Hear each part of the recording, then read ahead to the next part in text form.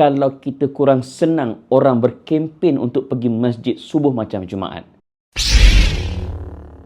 Assalamualaikum, hai guys. Tentang kempen subuh macam Jumaat yang digagaskan oleh sahabat saya Alif Sattar. Masya Allah. It is so successful. Sangat berjaya. Yalah, bayangkan kempen ini sampai jadi satu fenomena. Ribuan orang yang pergi solat subuh berjemaah. Sampaikan ada satu negeri terpaksa subuh berjemaah 2 kali kerana belasan ribu orang datang ke masjid. Subuh bukan zuhur, bukan asar, bukan maghrib, bukan isyak. Dan kempen ini dia berjangkit bukan hanya dalam negara, sampai ke Brunei, Indonesia, Singapura. So tahniah kepada Alif Sattar. Cuma itulah, biasalah dalam buat kebaikan, ada je yang tak kena, ada je orang yang tak puas hati. Ada yang kata bahawa yang pergi tu tak ikhlas. Come on lah. Para sarjana, mereka mengatakan ikhlas ni umpama semut hitam yang berada di atas batu hitam di tengah malam yang gelap, nak bagi tahu betapa susahnya untuk kita menilai ikhlas. Sebab ikhlas ni adalah sesuatu yang ada dalam hati perut kita, benda yang kita tak nampak. Dan kita bukan Tuhan untuk menilai keikhlasan orang. Memang benar Allah Ta'ala memerintahkan kita untuk ikhlas. Wa ma umiru illa liya'budullah mukhlishina lahuddin. Tidak aku perintahkan melainkan kepada hamba-hambaku untuk ikhlas dalam beragama. Dan di situ juga menandakan bahawa hanya Allah yang menilai keikhlasan seseorang dalam beribadah. So siapa kita untuk judge keikhlasan orang? Satu. Kedua, manusia ni ada sekurang-kurangnya 3 jenis.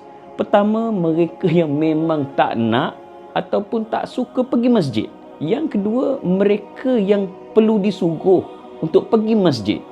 Dan yang ketiga, mereka yang buat macam mana sekalipun dia tetap akan ke masjid kerana dia pergi ke masjid untuk solat jemaah hanya kerana Allah Azza wa Jalla.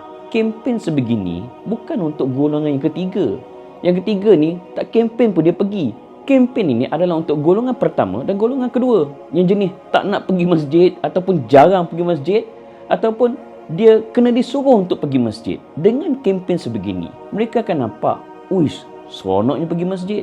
Mereka akan nampak, wah, selebriti pun pergi masjid. Dan mereka juga akan sedar, senang rupanya nak ke masjid pada waktu subuh. Mudah-mudahan mereka yang tak nak pergi masjid ataupun kena suruh pergi masjid, terbuka pintu hati mereka untuk ke masjid. Okey, memang ada orang yang pergi kerana selebriti.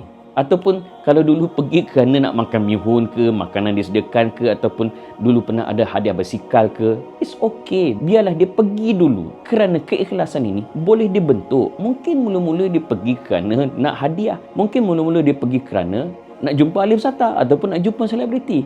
Okeylah. Bila dia dah seronok pergi masjid, dengan sendirinya dalam hati dia akan terdidik untuk ikhlas pergi ke masjid. Dan saya juga nak ambil kesempatan jugalah nak ingatkan pada sahabat-sahabat, bila kita pergi ke masjid sama ada solat subuh berjemaah ke atau apa jua amalan ibadah, ikhlaslah kerana Allah Azza wa Jalla, bukan kerana manusia, bukan kerana hadiah, bukan kerana nak selfie, bukan kerana nak buat story Instagram, bukan kerana konten. Sebab ada satu hadis Nabi sebut, wa man kanat hijratuhu lidunya yusibuha aw imra'atin yankihuha fa hijratuhu ila ma hajara ilaih.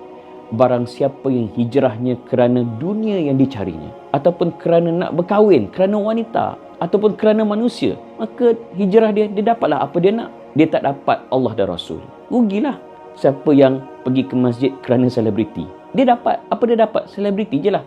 Tapi dia akhirat kelak, dia tak dapat pahala, dia tak dapat balasan, ganjaran daripada Allah Azza wa Jalla. Dan buat sahabat saya Alif Sattar, terima kasih kerana melakukan kempen ini. Mudah-mudahan ada ganjarannya. Dan kepada influencer di luar sana, para selebriti di luar sana yang ada follower yang ramai, gunakan pengaruh anda untuk berkempen mengajak ke arah kebaikan seperti mana yang dilakukan oleh Alif Sattar. Kerana di dalam satu hadis riwayat Muslim, Nabi bagi motivasi pada mereka yang buat kebaikan. Man sanna fil Islam sunnatan hasanatan falahu ajruha wa ajru man amila biha ba'dah min ghairi an yanqus min ujurihim syai'. Maksudnya, barang siapa yang memulakan satu amalan kebaikan di dalam Islam, pertama, dia akan dapat pahala. Kedua, dia juga akan mendapat pahala orang yang mengikutinya tanpa mengurangkan sedikit pun pahala orang yang mengerjakannya.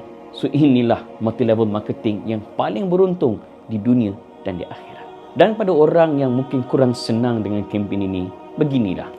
Pertama, agama ajar wa ta'awanu 'alal birri wat taqwa.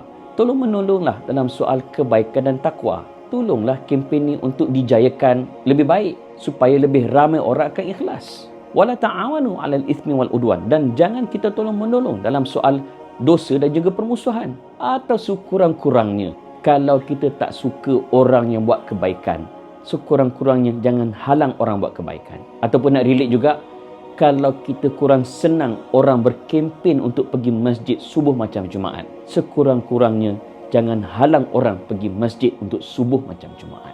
So jom guys, subuh macam Jumaat.